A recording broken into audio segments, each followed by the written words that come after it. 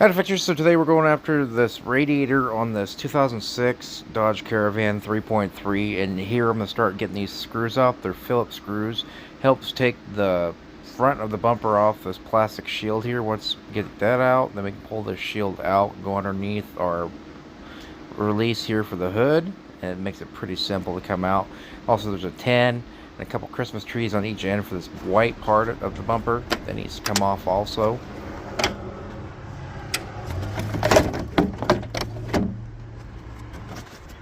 Alright, so then we have these 10s here with the brackets. This is what actually holds your radiator into place against the support bracket, cross-member brace here for the radiator and everything. This is what holds it on. So you gotta take these off. Make sure you take the left, put it on mark left, or right for right, wherever you want to do. Make sure you don't get them mixed up. So here I'm going to pull the top hose off. I have no coolant in the top hose here, so I'm going to pull that off. I don't have a big mess. It is wise to drain your radiator first. There's a petcock down there at the bottom. You unscrew that, and then it goes all in a drain pan. It is easier if you take this whole cross member off. I didn't realize that until a little bit later, that you can take this cross member off, and that makes it so much easier to get to all this stuff. Even these fans and everything here. These fans, there's two 10s on each side, and then they slide up. Makes it even easier, and it pulls out like it is here. So here's the step. I'm taking the cross member off. I realize that this is easier with this out of the way. So once you pull this out of the way, there's 4 bolts, 2 on each side. Then I can undo my connectors for my fans, unplug them on each side. There's a red spot that has to be pushed out, and it comes right out. So now I can get easy access to my petcock, and I unscrew it and drain some of the coolant off.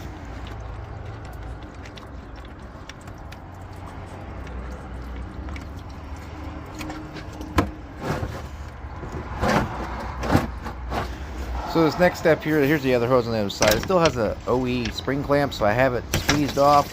Pull the bottom radiator hose off. I'm going to replace that clamp with a screw clamp.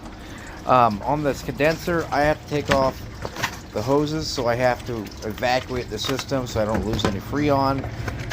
And then I'm able to pull this off the radiator. It's a little bit, wasn't expecting that. Some people can do it without that.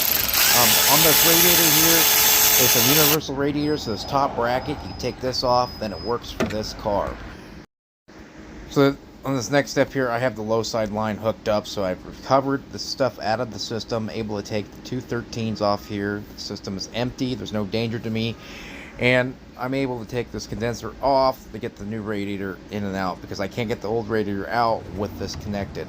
So here it is. I've jumped ahead a little bit. I've got everything back into place. The new radiator's here. I got a bottom hose with a brand new screw clamp. Petcock on the new radiator is tight, and now I'm going on to the fans. I'm gonna get the fans tightened down with a 10 and put the clamps back on and everything, and then I'm basically just gonna jump ahead real quick. The video is pretty much over, and you want to put everything back together the way it came off, and then we're going to add coolant and bleed the system as specified by the manufacturer. So hopefully this video was helpful, and there's a little bit tips or any tricks that you needed for this job. And please just give me a like and subscribe and tell a friend about it, and hopefully this was helpful for you in some way.